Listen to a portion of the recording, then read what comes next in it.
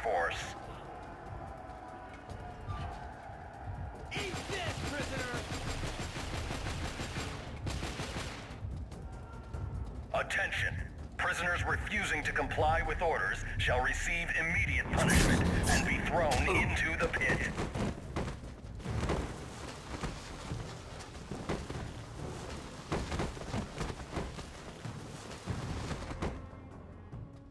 It's refreshing to pick up a game from 13 years ago that feels like a shooter of today, with brilliant level design, a fully fleshed out and believable world, with an excellent performance from its characters' voice actors. This is a game I think everyone should play. This is Shawnee Maurice from Hihu, and in this video we're going to be looking at the 2004 release Chronicles of Riddick, Escape from Butcher Bay, and talk about how it really does stand up to the test of time. And to top it all off, this is a game based on a movie, and to make a good movie game is fairly hard as so many of them feel half-assed.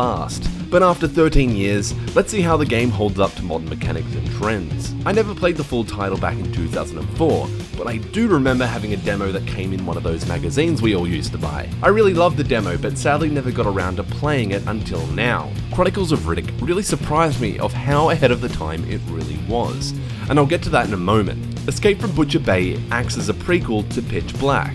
Riddick is being taken to a maximum security prison called Butcher Bay by Johns, who is the antagonist from Pitch Black. The intro tutorial level was really well thought out and introduced the smooth stealth mechanics without being too obvious of being a tutorial level. The game is quick to throw you in your cell, however, and also show you the other mechanics of the game. And this totally caught me off guard, as I didn't really expect this to be in the game, and that is to have free roaming sections of the prison to talk to other inmates and choose and partake in side missions which may or may not help proceed the main story with ease and gain access to stronger weapons. As an inmate though, you obviously cannot carry guns, and the majority of the guns in Escape from Butcher Bay are locked to the fingerprints of the guards, so if you actually touch a gun, you will take damage. So a large portion of the game is based around melee, with either your fists or illegal objects like shivs or knuckle dusters you come across by bartering or doing tasks for other inmates. The fighting melee mechanics were implemented quite well. These were simple enough to do the trick and feel fair.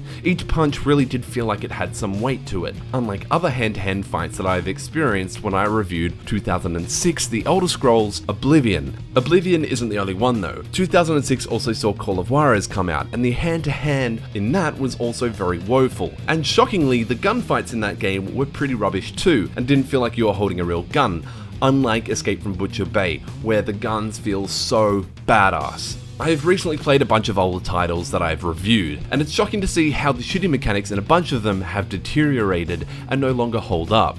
And after reviewing those games, people with rose-tinted glasses actually got pretty angry at me for pointing out about how those games are quite ugly in terms of their mechanics and haven't aged too well. But I can actually say that there is barely anything ugly about Escape from Butcher Bay, and I'm not just talking about the graphics here. The shooting mechanics are so incredibly smooth, and I actually had to double check a few times what year this game was actually released.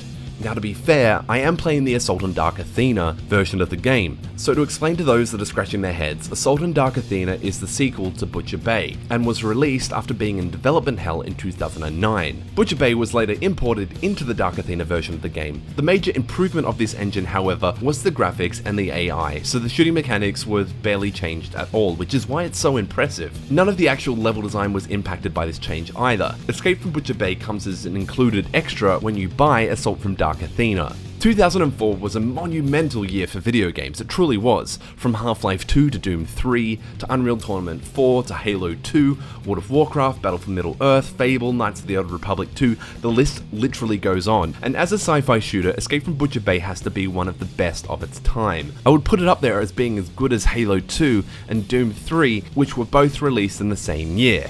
Why do I think this game has aged so well though? Probably due to the mishmash of genres, simple yet effective level design, and the implementation of each genre's mechanics. The stealth is clearly the best part of the game. The game's stealth primarily focuses on the player staying in the shadows, changing the screen to a blue tint when Riddick is hidden. Later on in the game, he is given the ability to see in the dark. However, with an aged game and the AI not being the smartest, the AI was ultra aggressive, and one mild step was taken out of the shadows, you would instantly be spotted. Some segments were in complete darkness though, and had to be some of the most fun and intense moments. Not 100% knowing where your enemies are, and when you're shooting, it would light up the area and you'd be able to take them down. This play with the light is like unlike no other I can recall of its time, and I really loved it.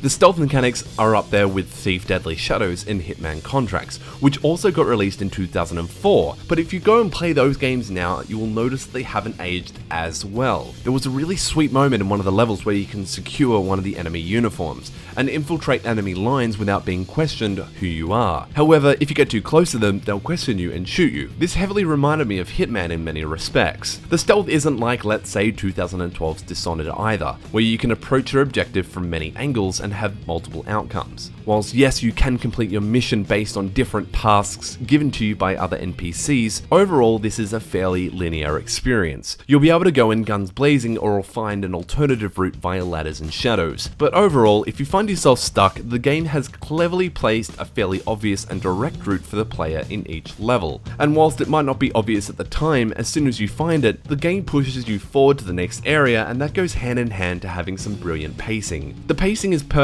and the downtime is welcomed, with tense stealth sequences and hectic gun battles, to roaming around the prison conversing with other inmates. The game gives you plenty of time to breathe and mixes it up often enough so you don't feel fatigued. So I've been rambling about what I loved about the game for some time now, and to be fair, there is a lot to love, but I think it's worth talking about what may not have aged as well. The only real big annoyance I had with the game was the checkpoint and save system. Whilst there are a lot of checkpoints, and overall 70% of the game I had no real problem with it, there are some moments in the game where the player does have the option to take several paths to get from A to B, and as per any stealth game where you can work out what paths you need to take, you do that by experimenting and general trial and error whilst learning the map and the patrol paths. One of the enemies is a guard in riot armor, which is essentially a mech and they can kill you in a matter of seconds, which really stresses stealth for the player in those levels. However, the walking pace of this mech is so slow. I mean, I could go make a 5-course meal, eat it, and come back to my computer, and it has only reached the end of its patrol and started to turn around and walk back.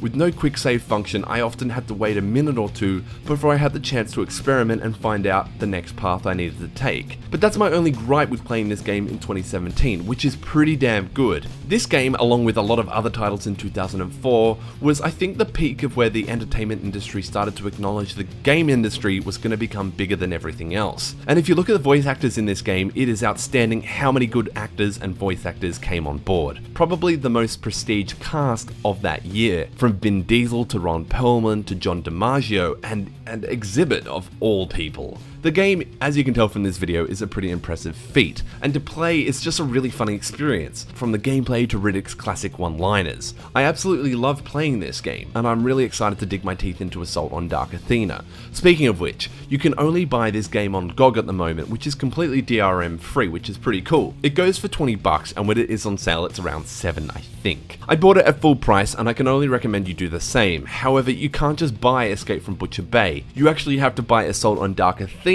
and Escape from Butcher Bay comes with it. So for $20, you are getting 2 games for the price of 1. With a decent story, excellent level design, and some really fun stealth, I'm going to be recommending this game for some time. If you like what you've seen here and you want to see more, hit the like and sub button. This is Shawnee Maurice from Hihu. Thanks for watching.